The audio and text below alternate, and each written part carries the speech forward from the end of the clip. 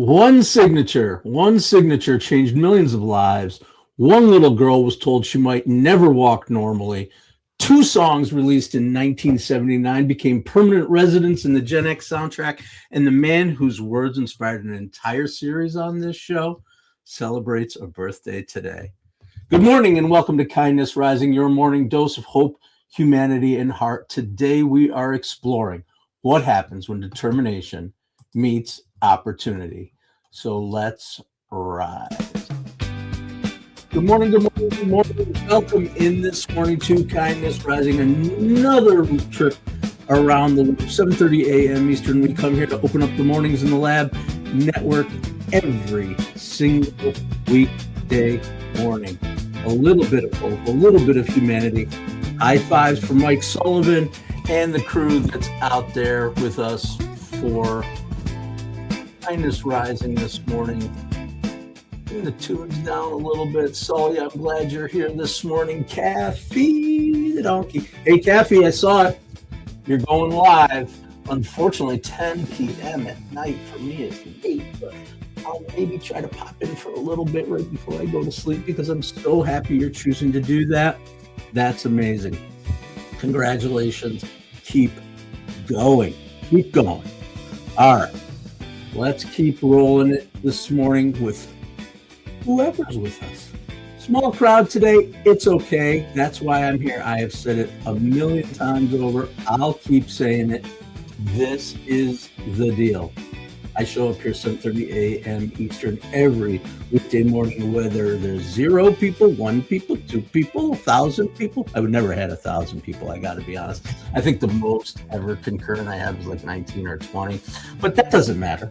I show up here for me. I show up here for you, whoever's out there, and we just keep rattling around, keep going around the loop. All right. Here's what I want to talk about today. When we talk about kindness, we often focus on what happens between people, a helping hand, a kind word, or a thoughtful gesture. But sometimes kindness is something bigger. Sometimes kindness looks like creating an opportunity. Think about your own life. What if nobody had ever opened a door for you? What if no teacher ever encouraged you, or no coach gave you a chance, or no employer actually took a risk on you? Most of us can point to moments when someone in our lives saw potential before we saw it in ourselves, and they gave us an opportunity, because opportunity is one of the greatest gifts we can give another human being. Not because it guarantees success, but because it creates possibility. And possibility changes lives. So today's story is really about what happens when determination meets opportunity. Good morning, good morning, good morning. Welcome into Kindness Rising. One and all, one or all, one and anybody who wants to join us here. All right. Here we go. We've got to do our who in the world. We start with who in the world and we end with who in the world. Our first clue in today's episode of Who in the World, when we talk about opening doors of opportunity, there's always a connection, and here it is. Our first clue. Our person defied the odds of a premature birth and serious childhood illness to become one of America's greatest Olympic athletes. Roseanne Roof, mother, good morning. Welcome in. Glad you are here. We keep the train a-rolling. And yes, Mom, I'm going to shower and shave today. Yeah, I'm looking a little scruffy. I know you'll be noticing it, so I'm just calling myself out for it right off the bat. All right. Okay, so our person today, they defied premature birth and serious childhood illness to become one of America's greatest Olympic athletes. Who in the world? Great idea, Mom says. I love that. Great idea. Yeah, let's start with that, huh? All right. No, I know I'm looking a little rough around the edges right now, but I got to be honest, Mom, I'm just going to fill you in because you didn't call me and ask. I was not feeling well yesterday. I got through my show and I slept for 6 hours. I slept from 9 a.m. until 3 p.m. I woke up, I was feeling like a whole new person. It started on Sunday, you know that, Mom. So, anyway, I'm feeling great today. I'm feeling great about our topic, too. Now that I've shared my full health conditions with my mother, hysterical. I love it. Why do people put up with me? I don't know. June 23rd, 1972. That's our wait. That happened today. June 23rd, 1972. President Richard Nixon, he signed into law Title IX. Title IX, that no person in the United States shall, on the basis of sex, be excluded from participation in, be denied the benefits of, or be subjected to discrimination, yada, yada, yada. It goes on and on. Those 37 words, though, that I just spoke, they're the ones that matter. They changed millions of lives. Of course, most people associate, not of course, I know I did. Most people associate Title IX with sports, and for good reason. Before Title IX, opportunities for girls and women in athletics were dramatically limited. In 1972, fewer than 300,000 girls participated in high school sports nationwide. Today, that number is measured in the millions. Scholarships expanded, programs grew, athletic opportunities multiplied. But Title IX was never just about sports. It transformed access to educational programs, resources, leadership opportunities, and protections throughout schools and universities. 50 years later, here we are, and people are still debating Title IX about fairness and how we implement it, who should be protected, and balancing competing interests. And in some way, that's exactly what happens when a law actually matters. Most important ideas don't disappear, they continue to evolve as society changes. And while opinions might differ on how Title IX should be applied in the future, there's little debate about its historical impact. It fundamentally changed educational opportunities for generations of women and girls. The lesson is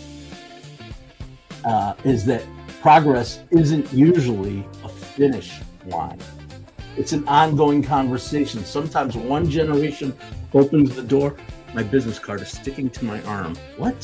Sometimes one generation opens the door and the next generation figures out how to keep it going. The generation after the one that decides how to make the doorway even wider. And that's the story of Title IX, not just a law, but a continuing conversation about opportunity.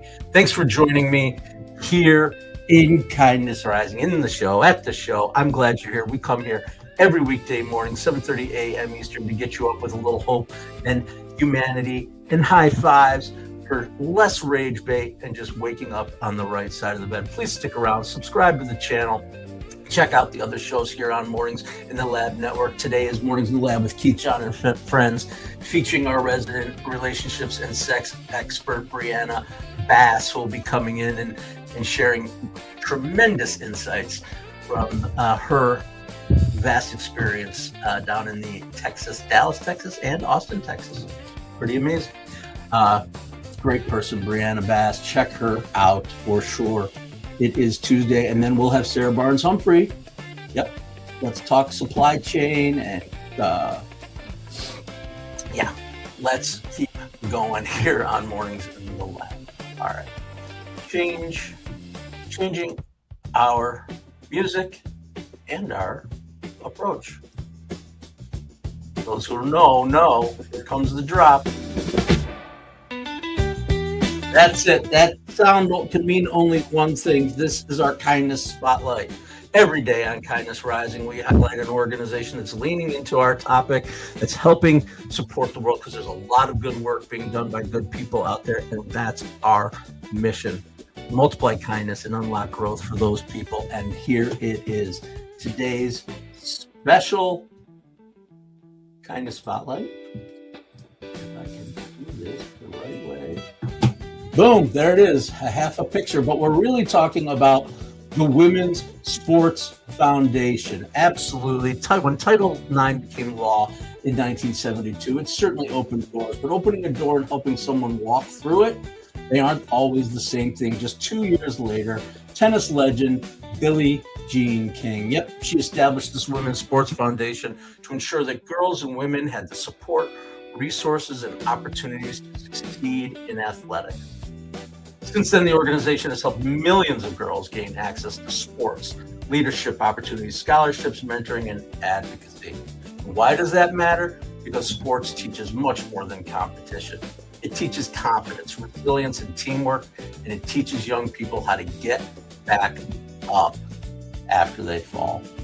The Foundation's mission certainly reflects the deeper promise of Title IX itself, not simply equal access, but equal opportunity to discover what you're capable of becoming.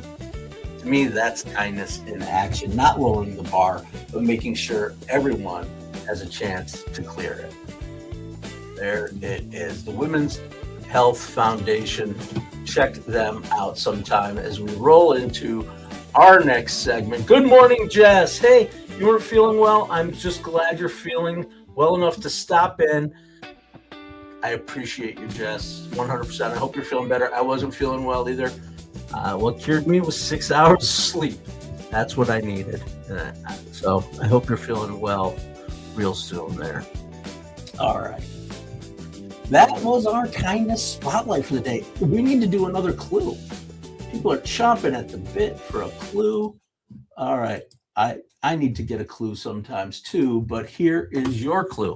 Your first clue in our Who in the World today: defied the odds of premature birth and serious childhood illness to become one of America's greatest Olympic athletes. Our second clue: spent much of her childhood wearing a leg brace, yet she would eventually become the fastest woman on earth. Think about that for resilience for a second. Absolutely.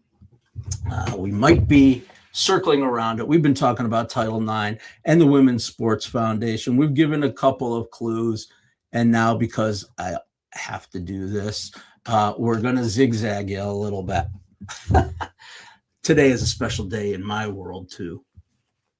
Every day is a special day in my world, but I hope it's a special day in your world. Today we celebrate the birthday of a person who actually inspires me a lot, inspires me as I continue to develop my brand, as I continue to lean into my true passions and loves, one of which is the Grateful Dead. So today we celebrate the birth of Robert Hunter, born on June 23rd, 1941. If you're not a Deadhead, you might not recognize the name, but you've probably heard his words: Ripple, Box of Rain, Friend of the Devil, Truckin, Uncle John's Band, Touch of Grey, and dozens more. But Hunter wasn't just a lyricist. He was a storyteller, a philosopher, a student of human nature, and in many ways, he spent his life exploring the same questions we explore right here on Kindness Rising every morning. How do we live? How do we grow? How do we find our way? How do we treat one another? And that's what stuck with me most as I've continued to build building my Are You Kind series. Almost every day, somewhere in a Robert Hunter lyric, there's a lesson that's hiding in plain sight. Something about resilience or gratitude or belonging or letting go. Sometimes about taking the next step when the path ahead isn't very clear. Hunter rarely gave answers, though. Instead, he offered images, stories, and questions, a compass instead of a map. And maybe that's why his words have lasted for generations. Because life doesn't come with instructions. It comes with experiences, moments, people, choices. We stumble, we learn, we keep moving, just like the characters in his songs. Of course, one of my favorite lines comes from Ripple. There's a road, no simple highway between the dawn and the dark of night. Isn't that all of us just trying to navigate that road, trying to become a little wiser, a little kinder, maybe a little more human? The truth is, every lesson we explore, from the Grateful Dead, from Unbroken Chain to Feel Like a Stranger to Eyes of the World, they all begin with Hunter. He gave us the words, the Dead gave them the music.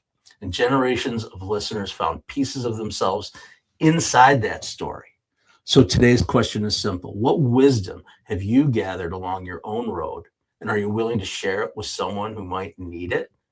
Happy birthday to Robert Hunter, and thank you for the map that you never tried to draw but the compass you left behind. That was more than enough.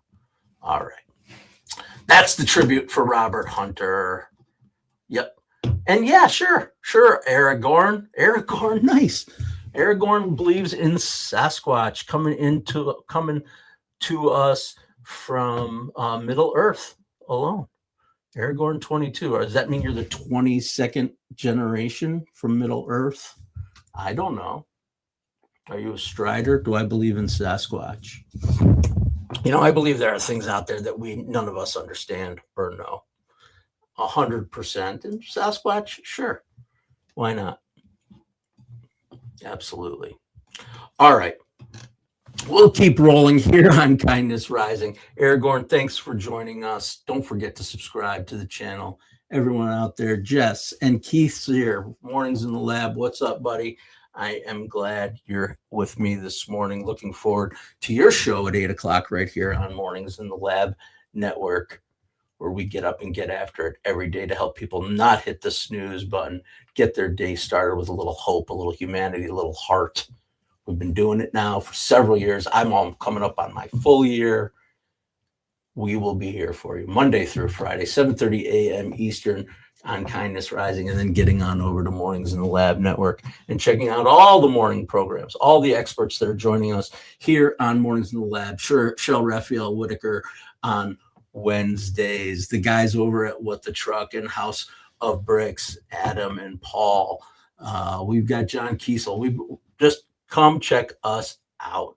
Mornings.network. You can find all the channels, and we just keep continuing to grow to help you get up and get after it every single day.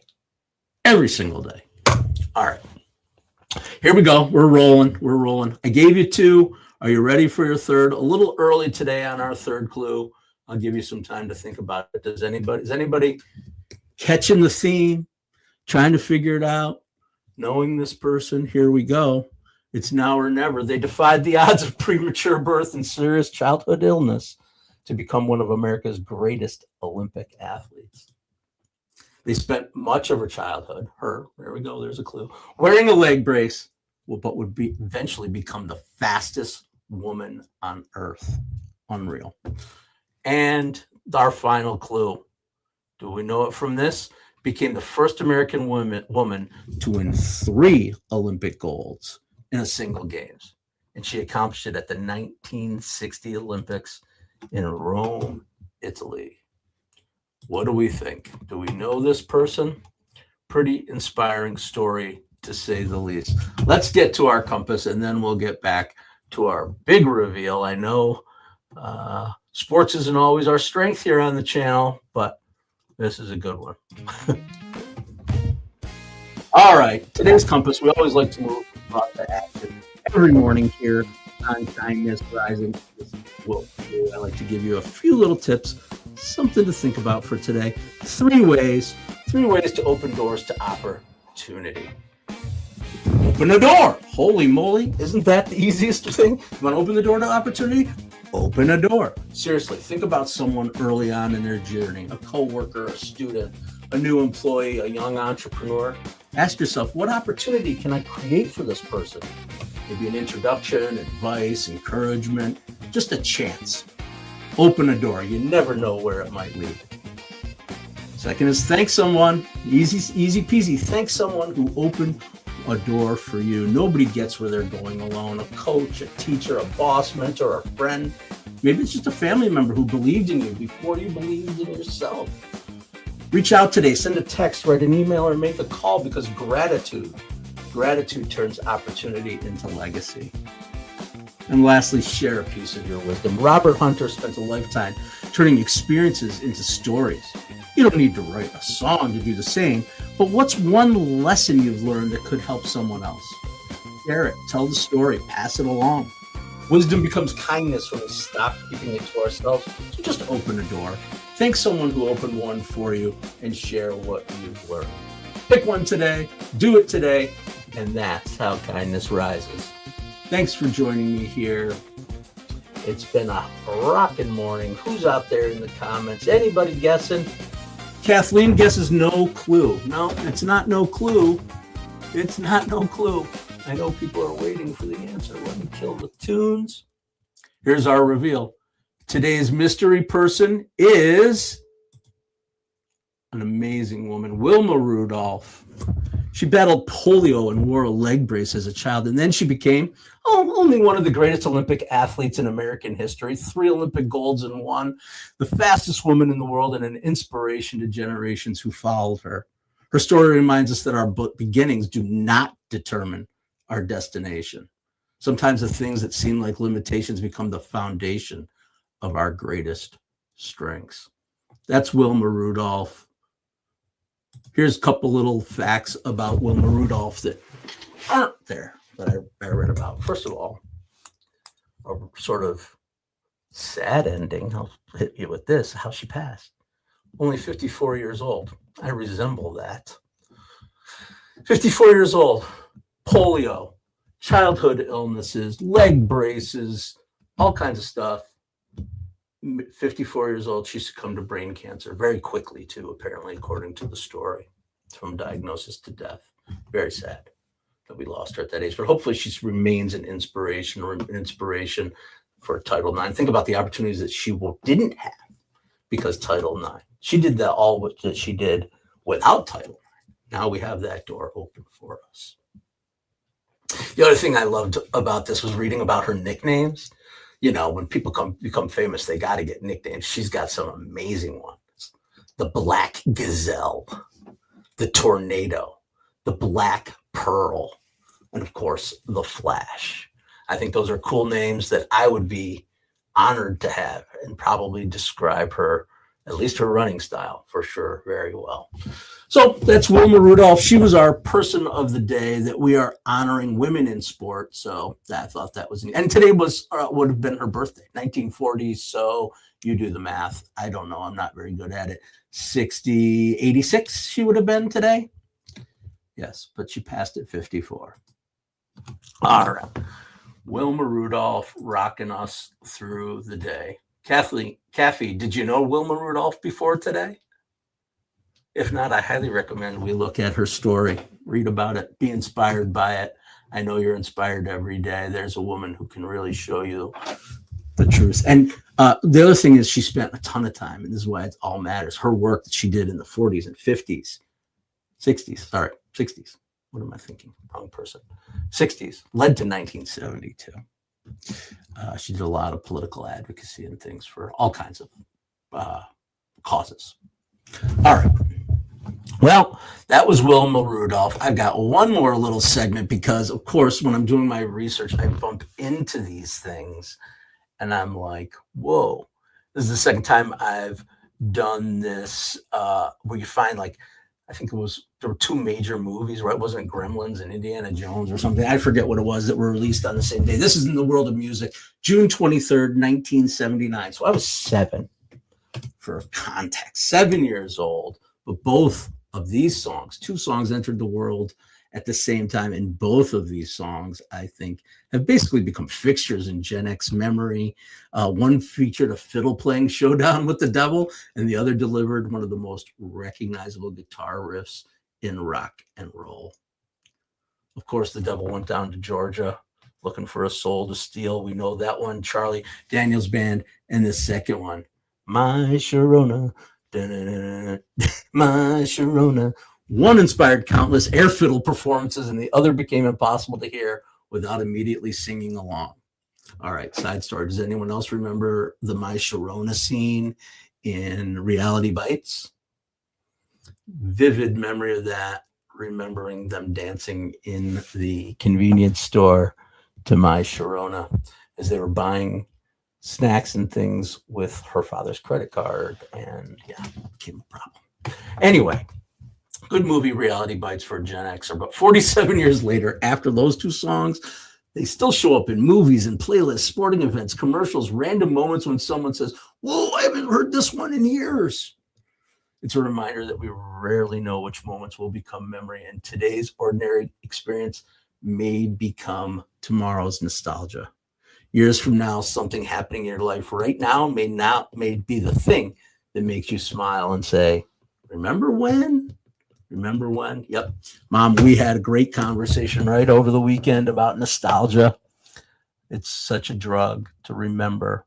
We had a wonderful weekend spending some time. I talked about it yesterday, talking about spending some time in my mother's hometown where she grew up, visiting some ancestry in the cemetery, checking out the places where she romped and rolled, her schools, and where she grew up. And it was a wonderful, wonderful day to spend time together on that nostalgia train and learning about each other.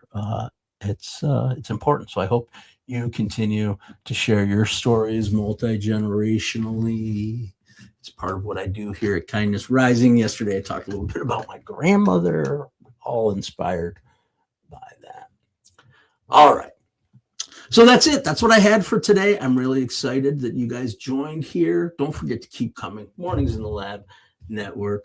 We are building the authority network for people who want to get up and start the conversation, not respond to the conversation, not just absorb it by scrolling, but actually start the conversation. With people like Cheryl Raphael Whitaker, who start in the conversation every Wednesday morning at 8:30 with joy. Of course, you come here 7:30 in the morning every weekday for kindness. Those are the kinds of things. Guys like What the Truck guys, Adam and Paul, Josh, bringing their insights from their years of experience, their expertise, and their courage from their military service to the network. Sarah Barnes Humphrey bringing her expertise in business and supply chain management. These are the things that we do. You have an area of expertise, bring it. Bring it to Mornings Lab. Come find me on LinkedIn, Matthew Roof, and we will help you bring your authority forward. That's what we do. That's how media is being formed in the future, and that's what we do at Mornings in the Lab. So come join us. Become part of the shows. Just join the chats and see what happens. Thanks for being part of our community here at Kindness Rising. So today we talked about opportunity. Title IX opened the doors. The Women's Sports Foundation, Billie Jean King, great story that helps people walk through them. Did anybody see the Billie Jean King movie? A couple years ago now. It was Steve Carell. I forget the name of it. When she had the match, Bobby Riggs, I guess. Yeah. Good movie. Well done. Well done playing those parts, those guys. Well, if you can't tell, I'm riffing a little bit to fill time. Women's Sports Foundation helped people walk through the doors. Wilma Rudolph, forget it. She just ran through them. She busted the doors down and just ran right through them as fast as anyone had ever run before. By the way, I love that top. I wish someone would remake that. I would wear the heck out of that. What a cool looking vintage top she's wearing there in that picture. Side note, I like style. I like that retro style. All right. Every one of us has a chance to open the door for someone else. Open a door, create a chance, encourage potential. Kathy, that's why I love talking to you. I mean, I don't mean to make an example of you, but that's one way that I'm living this is by people going curious. What is he doing? What's going on? How can I get involved in that? Reach out to me, Matthew Roof. I'm out on LinkedIn. I'll help you. I'll talk to you about it. I love talking to people, sharing experiences and stories, maybe opening a door for somebody, creating a chance, making a connection. That's what I love to do in building relationships. That's what we do every day here on Kindness Rising, and we'll continue to do it just for you. Remember to share what you've learned and believe in possibility, because kindness isn't just about helping people where they are. Sometimes it's about discovering where they can go. And I'll tell you where to go. Go on over to Mornings in the Lab with Keith, John, and friends. Check out Brianna Bass today. She's talking about relationships. I forget what their topic was today. It was pretty meaningful. I wish I had written it down. But anyway, that's it for today. Go hang out with Keith, John, and friends. Keep coming back here to Kindness Rising. Check out the channels on YouTube, on LinkedIn. I'll see you tomorrow morning. Until then, stay uncommon and stay kind.